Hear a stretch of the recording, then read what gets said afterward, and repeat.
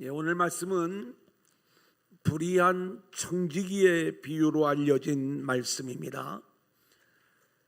우리가 계속 주님이 비유로 말씀하시는데 이 16장에도 불의한 청지기의 비유, 그리고 다음 주에는 우리가 부자와 나사로의 비유 이야기를 함께 나눌 거예요. 우리가 화요일 저녁마다 비유에 대한 말씀을 쉽게 배워나가지만 비유를 준비하면서 가장 어려웠던 비유가 바로 오늘 나누게 되는 불의한 청지기의 비유인 거예요. 제가 오늘 이 말씀을 잘 설명을 해드려야 되고, 그리고 오늘은 맥추절이기 때문에 또 맥추절과 또 이 말씀이 어떻게 또 적용되어지는가도 말씀을 드려야 되고, 그리고 이 비유에 대한 해석을 준비하면서 물론 전에도 열심히 씨름하면서 이 말씀을 준비하고 전했던 적이 있지만, 제가 제 입장을 수정하면서 이건 이렇게 설교하는 게 더 맞겠구나, 이런 새로운 깨달음을 얻게 된 말씀이 오늘 비유의 말씀인 것입니다. 이 비유가 얼마나 어려웠으면 우리가 이제 CTS나 CBS의 여러 설교 프로그램들이 있는데, 어떤 곳에서는 이 본문을 놓고 세 분의 목사님이 설교를 하는데 다 다른 설교를 하는 거예요. 그러면서 우리가 그 말씀 속에 어떤 깨달음이든지 좋은 깨달음을 얻기를 원하지만, 오늘 제가 말씀을 드리는 그러한 방향으로 설교를 하고 해석을 하신 분들은 아직 제가 한 번도 이렇게 보지를 못했습니다. 그런데 오늘 이 말씀을 계속 묵상하고 준비하는 가운데 이 말씀의 의미는 이렇게 해석하는 것이 복음적이겠구나. 그래서 오늘은 첫 번째 내용이 오늘 이 비유가 품고 있는 내용과 문제를 먼저 말씀을 드리려고 하는 거고, 두 번째에서는 우리가 이 비유의 복음적 해석을 살펴보고, 그리고 세 번째 대지에서 적용점을 찾기를 원하는 거예요. 오늘 주시는 말씀을 통해 저와 여러분 모두가 함께 은혜 받는 귀한 시간들이 될 수 있기를 소원합니다. 아멘. 자, 우리 한번 따라해 볼까요? 비유의 문제. 1절 같이 읽겠습니다. 시작. 또한 제자들에게 이르시되 어떤 부자에게 청지기가 있는데 그가 주인의 소유를 낭비한다는 말이 그 주인에게 들린지라. 14절도 있습니다. 시작. 바리새인들은 돈을 좋아하는 자들이라 이 모든 것을 듣고 비웃거늘. 제가 1절과 14절을 읽은 이유가 있습니다. 이 비유의 내용을 우리가 잘 이해하려면 이 비유를 예수님이 들려주고 계시죠. 그런데 이 비유를 듣고 있는 사람들이 누구인가, 이걸 알아야 우리가 이 비유의 정확한 방향을 찾아갈 수가 있는 거예요. 1절 말씀에 보니까 예수님이 제자들에게 이르셨다. 그러니까 제자들에게 어떤 깨달음을 주시기 위한 말씀이었죠. 그런데 이 비유가 마치고 나니까 14절에 이 비유를 또 누가 듣고 있었냐면 바리새인들이 이 비유를 듣고 있었어요. 근데 이 바리새인들이 예수님의 비유를 듣고 예수님을 비웃었다, 이렇게 말씀하고 있는 거예요. 그러니까 우리가 지난주에 예수님에 대하여 수군거리기 시작한 바리새인과 서기관들의 이야기를 나누었는데, 이제는 이들이 예수님을 비웃기까지 하는 거예요. 그러니까 이 비유는 지금 바리새인들의 잘못을 지적하고 있는 말씀인 것이고, 그래서 이 바리새인들은 그 말에 동의하지 않고 예수님을 비웃는 장면이고, 그리고 예수님은 제자들에게 바리새인들을 닮아갈 것이 아니라 이 비유가 의미하는 바를 잘 깨닫고 올바른 신앙의 모습으로 세워질 것을 말씀해 주고 있는 것이죠. 자, 그러면 우리 주님이 이 비유를 통해서 말씀하시려고 하는 진짜는 무엇인가? 자, 몇 가지 지금 흐름을 우리가 알면서 이 내용 살펴보도록 하겠습니다. 우리는 14장부터 큰 잔치의 비유, 그 다음에 15장에서 잃은 양, 잃은 드라크마, 잃은 아들에 대한 비유의 말씀을 함께 나누었어요. 잔치에 누가 들어가는가? 이 부분들을 이야기하면서 우리는 내 인생의 주인이 자기 자신인지 아니면 하나님인지 이것을 끊임없이 문제 삼고 있는 예수님의 이야기, 그리고 자신의 자격 없음을 인정하는 자만이 하늘잔치의 주인공이 되는 그러한 이야기, 그리고 이 하나님 나라는 스스로 의롭다고 하는 99으로 이루어지는 나라가 아니라 결국 잃은 양임을 깨닫는데 그 잃은 양을 찾아오신 주님에 의하여 찾아짐을 당하고 그렇게 한 사람 한 사람 채워지는 나라가 하나님 나라임을 말씀드렸습니다. 오늘은 그 15장 비유의 말씀에 이어서 오늘 이 불의한 청지기의 비유 말씀을 우리 주님이 주시는데, 오늘 말씀 그리고 다음 주에 부자와 나사로의 비유의 말씀, 이것이 하나의 스토리를 이루며 예수님이 우리에게 들려주시고자 하는 그러한 복음의 메시지가 있는 거예요. 그것이 무엇일까? 자, 우리 16장 1절 2절부터 우리 함께 찾아봅니다. 시작. 또한 제자들에게 이르시되 어떤 부자에게 청지기가 있는데 그가 주인의 소유를 낭비한다는 말이 그 주인에게 들린지라. 주인이 그를 불러 이르되 내가 내게 대하여 들은 이 말이 어찌 됨이냐? 내가 보던 일을 세마라. 청지기 직무를 계속하지 못하리라 하니. 자, 한 비유를 말씀을 하시는데 비유에 청지기가 등장을 해요. 한 부자가 청지기에게 자신의 모든 소유를 맡겼다는 거예요. 청지기는 주인이 맡긴 모든 것들의 진짜 주인은 그 부자 주인인데 그 주인의 것을 함부로 낭비하는 거예요. 자기 것 마냥. 그런데 이 청지기의 불의함이 주인에게 들려진 거예요. 주인이 이야기하는 거예요. 내가 이제 돌아가서 셈을 하여 볼 것인데 만약에 문제가 있으면 너는 너의 직무를 계속 감당하지 못할 거야. 그러니까 이 청지기의 입장에서는 자신의 불의함이 주인에게 고발당하고 그리고 결국 주인으로부터 해고당할 위기에 처하게 된 상황으로 오늘 비유가 시작이 되어지는 거죠. 근데 오늘 이 비유는 우리들에 대한 이야기예요.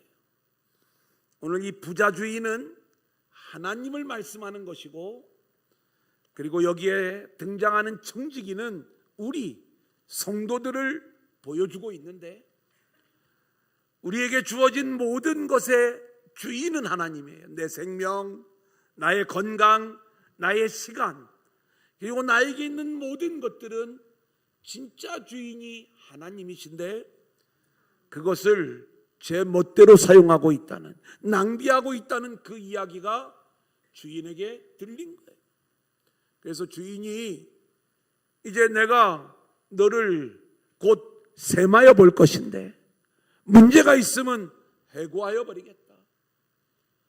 결국 우리의 불의함, 우리의 죄인됨은 드러나게 될 것이고 그것으로 인하여 주인의 심판과 해고를 받을 수밖에 없는 우리들의 운명을 보여주는 비유의 말씀이 오늘 말씀인 것이다.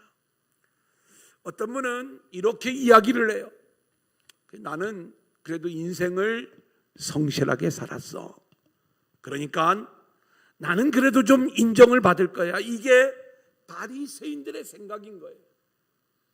오늘 이 바리새인들을 디스하시는 우리 주님의 이야기가 계속해서 등장을 하는 걸 보게 되는데, 여러분 성경에서 이 낭비하다라는 말과 그리고 방탕하다라는 말은 같은 단어를 쓰고 있어요. 뭐가 낭비냐라고 이야기할 때 여러분, 우리 인생의 모든 건 아버지가 주인이시고, 그리고 아버지로부터 주어진 것이 우리의 생명이요, 우리의 모든 것들인데, 그것이 아버지의 영광을 위하여 쓰여져야 되고 아버지의 주인 되심이 늘 고백되어져야 되는데, 지난주에 둘째 아들처럼 결국 아버지를 떠나 먼 나라로 가서 자기를 위하여 사용하는 모든 것들은 낭비요 방탕임을 성경은 말씀하고 있는 거예요. 자, 그래서 우리가 낭비하지 않는 인생이 되려면, 그러니까 주인의 소유를 낭비하지 않으려면 우리는 내 인생의 모든 것의 진짜 주인이 하나님이심을 고백하고 하나님의 주인 되심이 회복되어지는 인생을 살아야 될 줄로 믿습니다. 아멘. 우리 에베소서 5장 16절로 18절을 볼까요? 시작. 세월을 아끼라 때가 악하니라. 그러므로 어리석은 자가 되지 말고 오직 주의 뜻이 무엇인가 이해하라. 술 취하지 말라. 이는 방탕한 것이니 오직 성령으로 충만함을 받으라. 예, 이거예요. 그러니까 세월을 아끼라 때가 악하니라, 이 말씀은 시간 낭비하지 말고 우리가 시간 관리 잘하면서 열심히 살라는 그런 말씀이 아닌 거예요.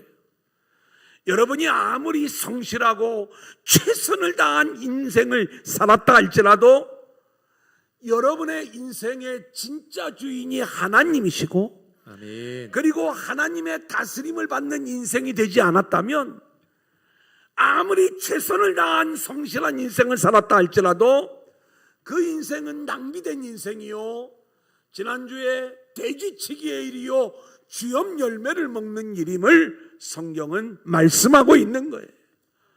우리가 이 세상에서 비록 보잘것없는 모습으로 보인다 할지라도 내 인생의 주인이 하나님이심이 고백되어지는 인생만이 결국 그 세월을 아끼는 인생이 된다는 것을 우리 가운데 말씀하는 것이고, 그렇기 때문에 세월을 우리가 아끼라고 말씀하시면서 술 취하지 말라, 세상에 취하지 말고 오직 성령의 충만함, 성령의 다스림을 받으라, 이렇게 말씀하고 있는 거예요.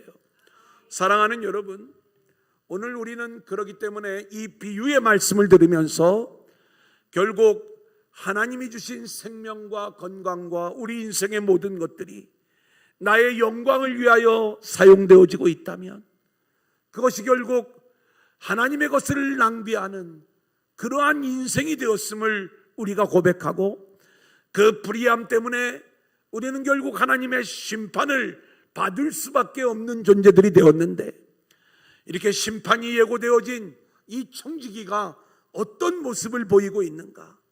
오늘 이 칭찬받은 청지기의 모습을 찾아가 봅니다. 3절 4절 우리 함께 보겠습니다. 시작. 청지기가 속으로 이르되 주인이 내 직분을 빼앗으니 내가 무엇을 할까? 땅을 파자니 힘이 없고 피로 먹자니 부끄럽구나.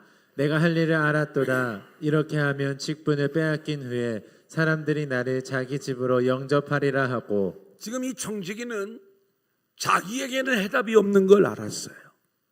여러분, 우리의 불의함과 우리의 자격 없음, 우리의 죄인됨이 하나님 앞에 고발되었을 때 우리는 얼른 이 불의한 청지기처럼 내 힘으로 할 수 없다는 걸 알아야 되는 거예요. 그리고 어떤 방법을 사용하는가? 5절로 7절입니다. 시작. 주인에게 빚진 자를 일일이 불러다가 먼저 온 자에게 이르되 내가 내 주인에게 얼마나 빚졌느냐? 말하되 길은 100마리니이다. 이르되 여기 내 증서를 가지고 빨리 앉아 50이라 쓰라 하고, 또 다른 이에게 이르되 너는 얼마나 빚졌느냐? 이르되 밀 100석이니이다. 이르되 여기 내 증서를 가지고 80이라 쓰라 하였는지라. 예, 우리가 이 말씀을 읽어 나갈 때에 참 이 사람이 기본적인 예의도 없는 사람이구나. 그렇게 불의함이 주인에게 고발당하였을 때 우리 같으면 어떻게 할 거예요? 주인에게 100이라고 하는 손해를 입혔다면 주인이 오실 때까지 열심히 노력을 해서 이 손해를 50으로 30으로 줄이려고 하는 것, 이것이 우리들의 바른 모습이 아니겠습니까? 그런데 오늘 이 불의한 청지기를 보니까 주인에게 이미 손해를 많이 입혔는데 이 청지기의 해법은 주인을 더 손해나게 하는 방법이었어요. 주인에게 빚진 자들을 불러 모으는 거예요. 당신은 얼마 빚졌습니까? 기름부터 해야죠. 기름 100마를 빚졌습니다. 얼른 50이라고 고쳐 쓰세요. 이 사람은 너무 좋은 거예요. 얼른 50이라고 고쳐 쓰는 거예요. 당신은 얼마를 빚졌습니까? 저는 밀 100석을 빚졌는데 그러면 80이라고 고쳐 쓰세요. 이 청지기가 이렇게 하는 행동은 결국 나중에 주인으로부터 자신이 쫓겨났을 때에 이렇게 은혜를 베푼 자들에게 도움을 얻기 위한 방편으로 이 방법을 취하였다는 거예요. 이 이야기를 들으면서 우리는 어떤 생각이 들어요? 아주 이렇게 사람이 악할 수가 있는가? 자기 것도 아닌 걸 가지고 어떻게 이렇게 할 수가 있는가? 자, 그런데 당사자인 주인이 이 불의한 청지기를 칭찬했다는 거예요. 8절 우리 한번 볼까요? 시작. 주인이 옳지 않은 청지기가 이를 지혜 있게 하였으므로 칭찬하였으니 이 세대의 아들들이 자기 시대에 있어서는 빛의 아들들보다 더 지혜로움이니라. 여러분, 비유가 어려워요.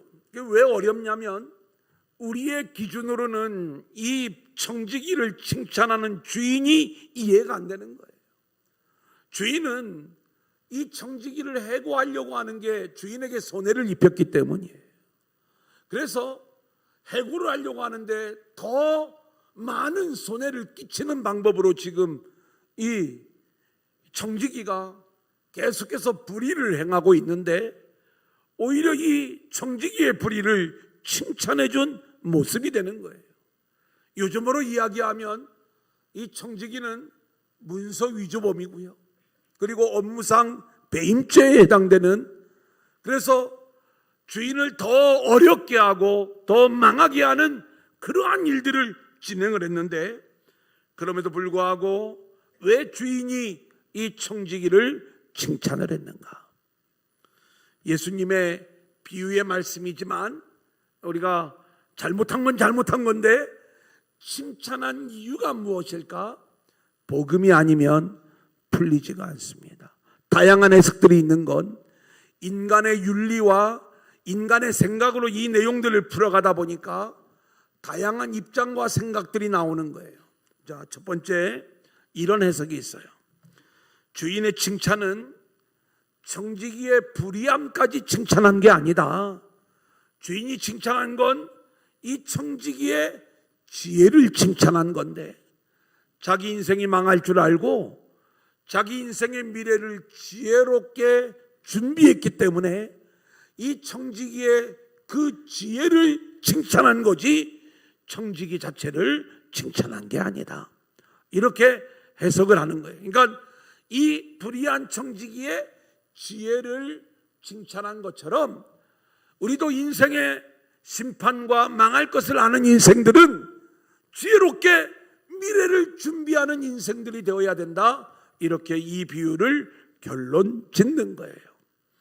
근데 이걸 많은 분들이 받아들여요. 근데 이 비유가 물론 미래를 준비하라는 의미가 없는 건 아니에요. 하지만 오늘 이 비유의 말씀을 보면은요, 1절부터 8절까지 비유를 말씀하신 후에 9절부터 13절까지 이 비유를 설명을 해주시는데 거기에 힌트가 있는 거예요. 이 비유는 심판을 준비하라는 의미에서 이 비유를 말씀하신 게 아니라 재물의 사용에 대한 말씀을 하시는 거예요. 그러니까 재물 이야기예요. 그래서 이 비유를 설명하면서 우리에게 두 가지 결론을 주시는데 이게 비유의 결론입니다.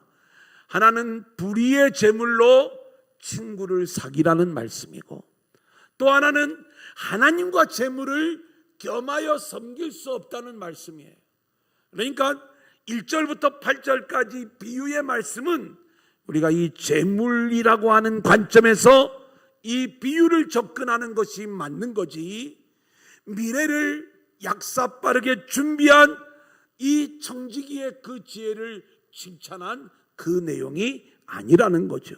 그러니까 미래와 종말을 대비하라는 의미가 하나의 적용점이 될 수도 있지만 그런 의미로 주신 게 아니라 이 재물의 사용에 대한 내용을 말씀하고 있는 거예요.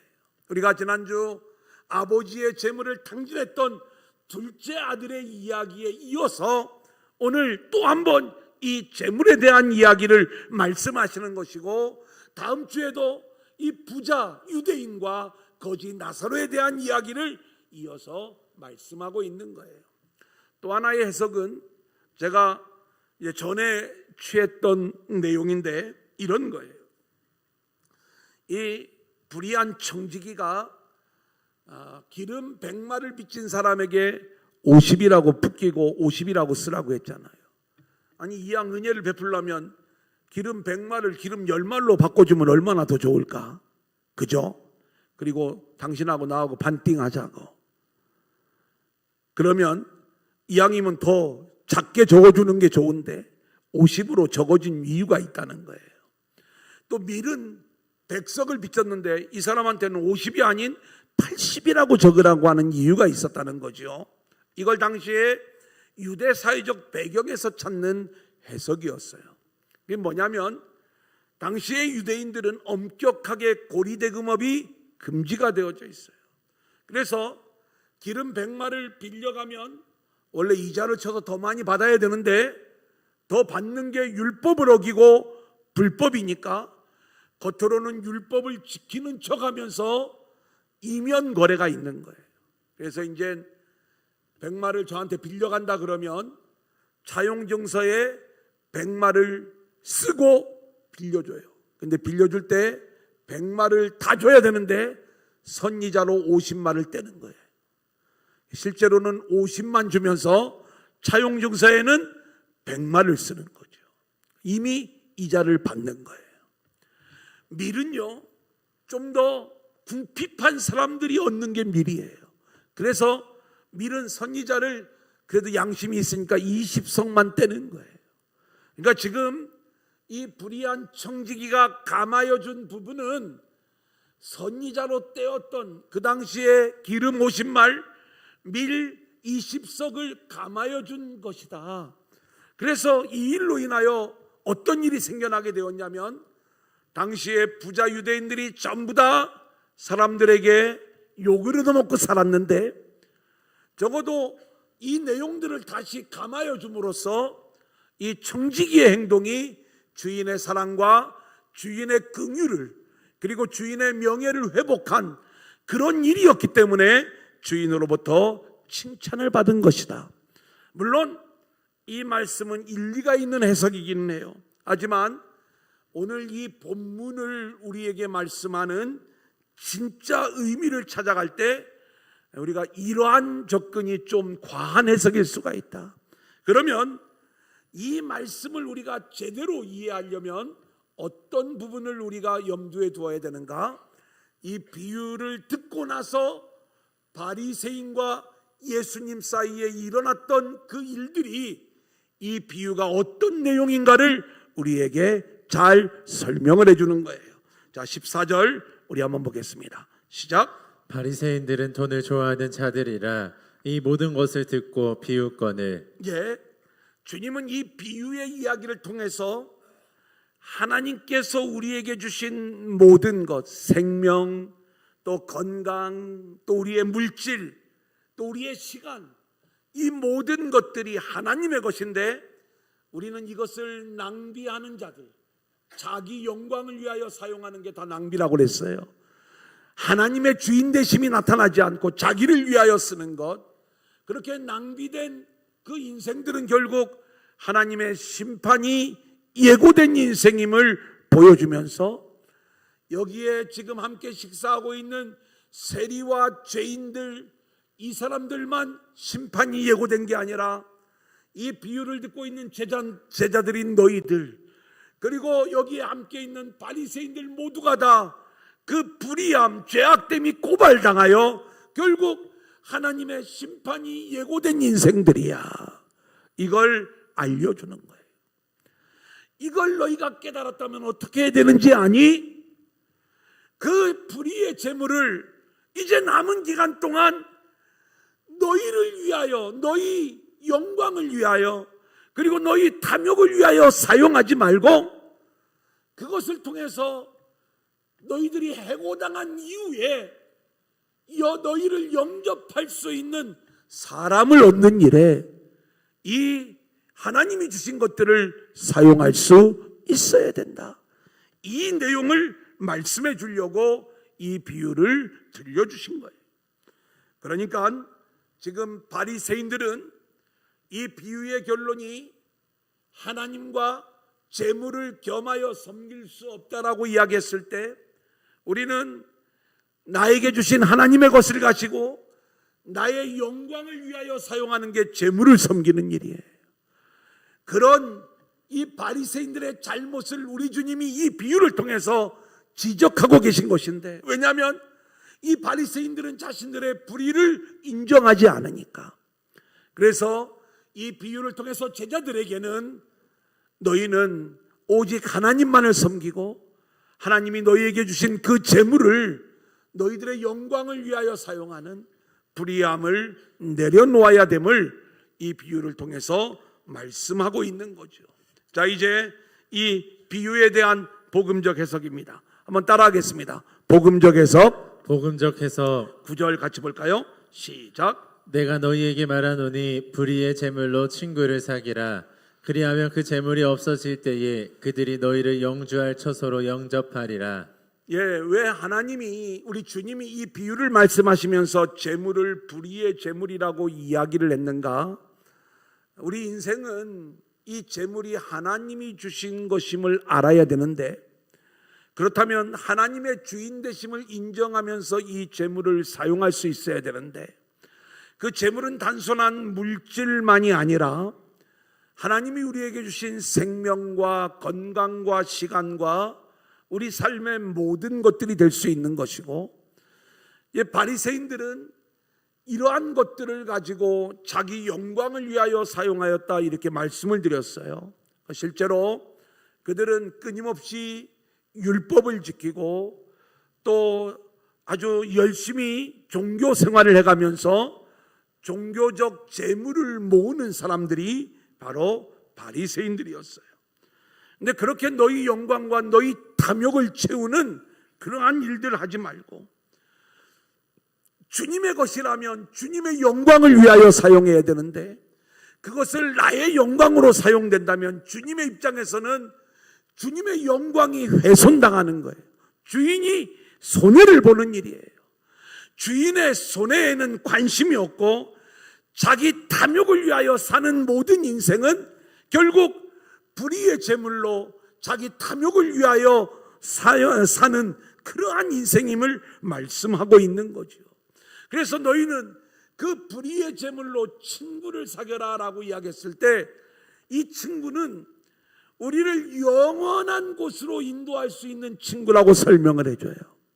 여러분, 저와 여러분이 인생에서 해고를 당했을 때 그건 죽음을 의미하죠. 이 심판을 당할 때에 우리를 영원한 곳으로 인도해 주실 수 있는 친구가 누구예요? 예수님인 거죠. 그러니까 우리가 내 인생의 불의함을 인정하고 깨닫는 자들은 그 친구를 만날 수밖에 없는 거예요. 그래서 불의의 재물로 친구를 사기라고 하는 이 말씀은 나의 불의함을 고백을 하고 이제 내 인생의 모든 것을 가지고 나의 영광이 아닌 그 나를 영원한 곳으로 인도해 줄 수 있는 친구이신 예수님을 만나는 것, 이것이 우리 인생의 일임을 말씀해 주려고 이 비유를 말씀한 거예요. 그러면서 이제 우리 주님이 이렇게 이야기를 합니다. 10절로 12절. 되게 어려운 얘기인데 우리 한번 같이 보겠습니다. 시작. 지극히 작은 것에 충성된 자는 큰 것에도 충성되고 지극히 작은 것에 불의한 자는 큰 것에도 불의하니라. 너희가 만일 불의한 재물에도 충성하지 아니하면 누가 참된 것으로 너희에게 맡기겠느냐? 너희가 만일 남의 것에 충성하지 아니하면 누가 너희의 것을 너희에게 주겠느냐? 저를 좀 보시죠. 여기 보면 지극히 작은 것에 충성해야 큰 걸 준다는 거예요. 불의한 거에 충성되어야 참된 걸 준다는 거예요. 그리고 남의 것에 충성할 수 있어야 너희 것을 너희가 얻을 수 있다는 거예요. 성경이 되게 모호한 것들을 계속 이야기하죠. 작은 게 뭐냐, 불의한 게 뭐냐, 그리고 너희의 것이, 남의 것이 뭐냐, 요걸 한쪽에다 두고 그 반대편에는 큰 것, 참된 것, 그리고 우리 것, 나의 것을 한쪽에서 말씀하고 있는 거예요. 여러분, 이걸 우리가 굉장히 추상적으로 생각할 게 없어요. 지금 작은 것은요, 재물을 얘기하는 거고, 그리고 큰 것은 하나님을 얘기하는 거예요. 다시 이야기하면 작은 것은 땅의 것을 얘기하는 거고, 큰 것은 하늘의 것을 얘기하는 거예요. 불의한 재물도 땅의 것이고, 그리고 참된 것은 하늘의 것이에요. 남의 것은 땅의 것이고, 그리고 우리의 것은 하늘의 것이에요. 요걸 얘기하는 거예요. 하나님이 우리에게 하늘의 것을 주시기를 원해요. 그런데 이 하늘의 것을 얻기 위해서는 우리는 이 땅에서 하나님이 우리에게 주신 이 작은 것들, 불의한 것들, 그리고 남의 것들에 우리가 충성을 해야 돼요. 충성한다는 얘기는 믿음의 원리가 작동되어져야 된다는 거예요. 그러니까 우리는 하나님이 이 땅에서 우리에게 주신 생명과 건강과 또 재산과 또 우리의 모든 시간, 이 모든 것들이 충성된다는 건 뭐냐? 그것이 아버지의 주인 되심 속에서 이것이 사용되어질 때 하나님은 하늘의 큰 것으로, 참된 것으로, 우리의 것으로 부어주신다는 이야기예요. 그렇기 때문에 너희는 누가 주인인지를 분명히 해라. 이게 13절 말씀인 거예요. 한번 따라합니다. 같이 읽겠습니다. 시작. 지파인이 두 주인을 섬길 수 없나니 혹 이를 미워하고 저를 사랑하거나 혹 이를 중히 여기고 저를 경히 여길 것임이니라. 너희는 하나님과 재물을 겸하여 섬길 수 없느니라. 자기 재물, 하나님이 주신 재물을 통해 자기 영광을 드러내는 게 재물을 섬기는 거예요.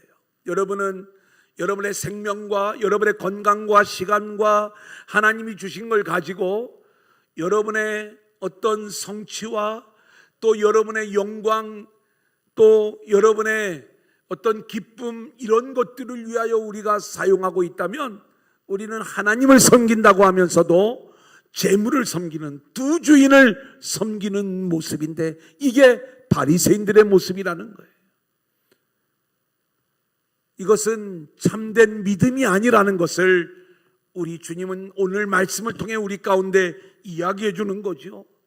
그래서 오직 하나님만을 섬기라고 이야기를 하면서, 여러분, 우리가 1절부터 13절까지는 불의한 청지기의 비유고, 그리고 19절부터 우리가 다음 주에 함께 나눌 부자와 나사로의 이야기 사이에 14절부터 18절까지의 말씀이 이 첫 번째 비유 다음에 주님이 제자들에게 깨달음을 주시기 위해서 이 말씀을 말씀하셨지만, 이 비유를 듣고 비웃고 있는 이 바리새인들을 향하여 책망하시는 말씀이 14절부터 18절까지예요. 그러니까 이 바리새인들은 하나님이 주신 재물을 가지고 친구를 사귀는 일에 이 재물이 쓰여진 게 아니라 자기 영광을 위해 사용했어요. 그리고 이 바리새인들은 그 재물을 내려놓는 일에 이들은 관심이 없었어요. 오히려 그걸 즐기는 자들이었기 때문에 예수님의 비유에 대하여 비웃는 거예요. 하나님과 재물을 겸하여 섬길 수 없다는 것, 너희는 하나님의 영광과 너희의 영광이 동시에 드러날 수 없다는 것을 말씀해 주는 것 아닙니까?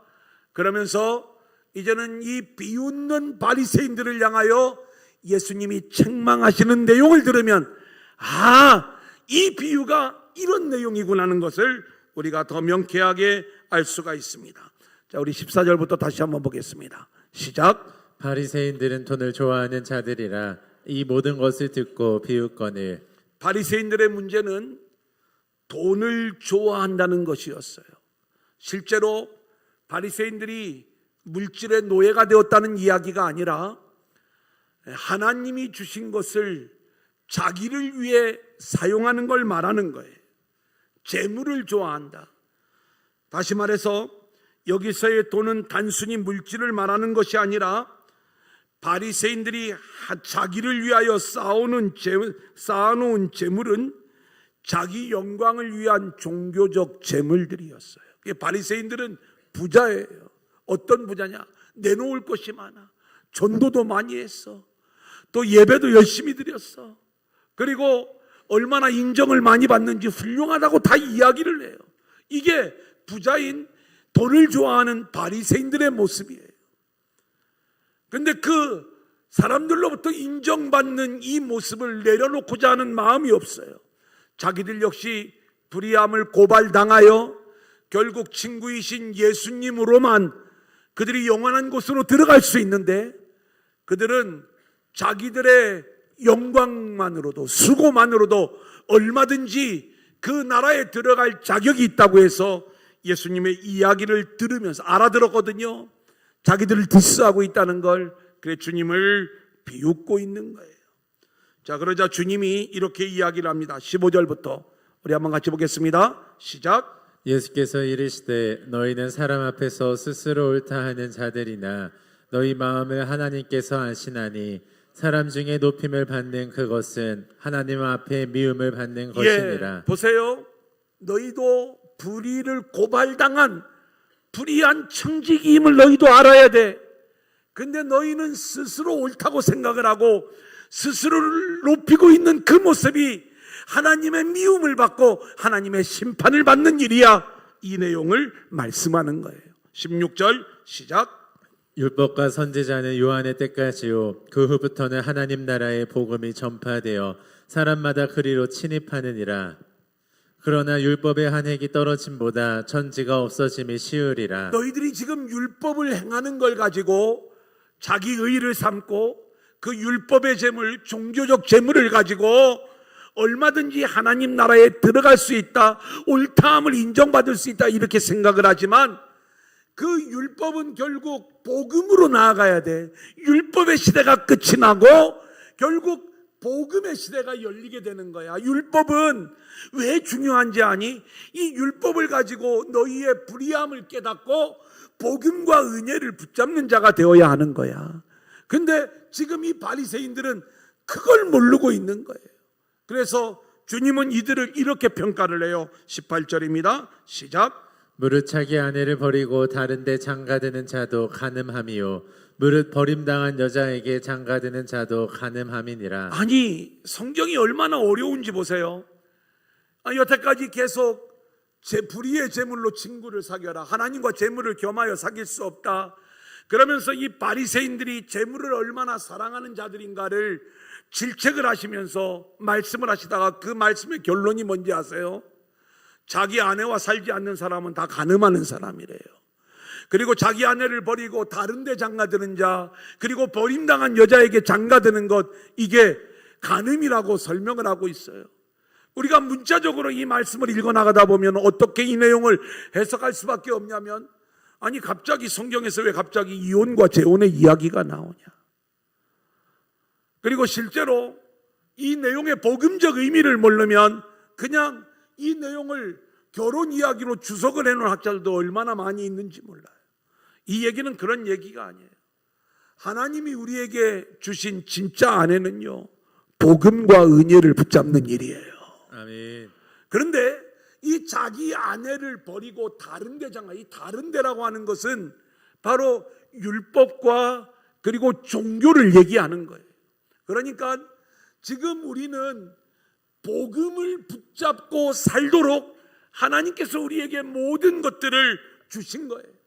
재물을 통하여 우리의 불의함을 드러내는 것도 결국 그 불의한 재물로 친구를 만나라고, 그리고 그 주님을 만나서 영원한 곳으로 돌아오라고 주님이 우리에게 그 재물을 허락해 주시는 건데, 우리가 그 재물이 이미 버림당한 여잔데 그게 율법이고 그게 우리의 종교적 노력들인데, 여기에 장가드는 자들은 결국 재물을 섬기는 자들이고, 이들은 결국 이혼당한 여자, 버림받은 여자와 결혼하는 그런 어떤 모습이 되는 거예요?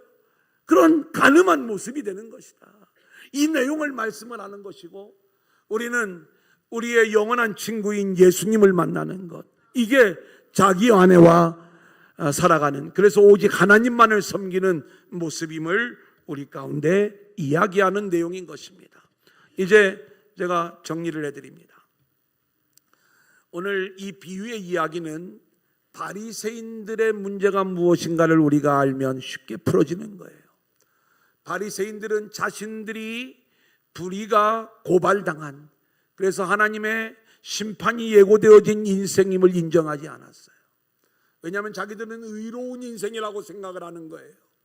자기들은 하나님이 주신 것들을 잘 사용해서 그리고 하나님의 뜻대로 살고 있다고 생각을 했지만, 지금 이 바리새인들이 하는 일은 결국 하나님이 주신 작은 것, 그리고 땅의 것, 그리고 하나님이 원하시는 그 모양대로 사용되는 것이 아니라 결국 자기 영광을 위한 것들이었기 때문에 이들은 결국 하나님이 원하시는 참된 것들을 얻을 수가 없는 존재였음을, 그리고 그 모습은 하나님을 섬기는 게 아니라 모양은 하나님을 섬기고 있지만 결국 재물을 섬기고 있는 모습임을 말씀해 주는 거예요. 그러면서 제자들에게 이런 요청을 하시는 거예요. 불의의 재물로 친구를 사귀어라. 하나님이 우리에게 주신 인생을 우리가 열심히 살아가면서 그걸 가지고 나의 의를 드러내려고 하지 말고 예수님을 만나라. 주님의 은혜가 아니면 안 된다. 이것을 우리 가운데 말씀해 주고 있는 것이고요.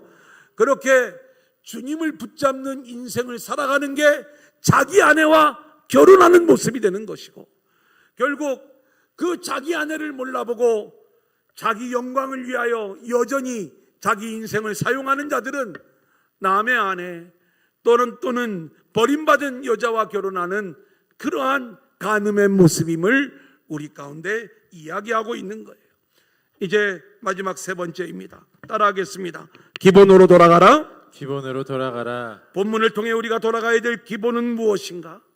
먼저 우리는 우리 자신이 해고가 예정된 불의한 청지기임을 고백해야 돼요. 그래야 우리는 불의의 제물로 친구이신 예수님을 만날 수 있고 사귈 수 있는 거예요. 자신의 불의함 때문에 심판받을 수밖에 없는 존재임을 아는 자들은 예수님만이 자신들을 영접해 주시는 분임을 알기에 예수님을 사귀는 일에 모든 것을 걸게 되는 거예요. 하지만 바리새인들은 자신들의 불의함을 인정하지 않았기에 주님을 거부하게 된 것입니다. 두 번째로 우리는 하나님만을 섬기는 자들이 되어야 합니다. 자기 재물의 불의함을 고백하고 오직 하나님만을 섬기는 자들이 하나님 나라에 합당한 자들인 거예요. 자신의 불의함을 깨닫고 심판으로부터 우리를 구원해 주실 주님만을 붙잡는 성도들이 하나님을 제대로 섬기는 자들이 되는 것인데, 자, 두 번째, 이제 마지막 글 우리 한번 같이 읽겠습니다. 한번 따라합니다. 나는 돈을 좋아하는 바리새인이 아닌가? 나는 자기 영광을 좋아하는 나는 자기 영광을 섬기는 바리새인은 아닌가? 여러분, 이 말의 의미를 우리가 안다면 이 비유를 이해한 거예요. 우리는 이 바리새인의 모습이 우리의 모습이고, 그렇기 때문에 불의한 청지기가 불의한 제물로 친구를 사귀었던 것처럼 우리도 우리의 불의함을 인정하고 친구이신 예수님을 만나 결국 하나님만을 섬기는 인생이 되는 게, 이것이 자기 아내와 결혼하여 하나님 나라를 살아가는 일임을 오늘 가운데 말씀해 주시는 비밀이다. 우리 힘으로는 이 일을 이룰 수가 없어요. 우리 모두는 돈을 좋아하는 바리새인들에 불과해요. 내 힘으로 이룰 수 없기에 성령이 우리 가운데 임하셔야 될 줄로 믿습니다. 아멘. 그 성령의 능력으로 오직 주님과 결혼하여 주의 영광만을 위하여 살아가는 저와 여러분들이 될 수 있기를 소원합니다.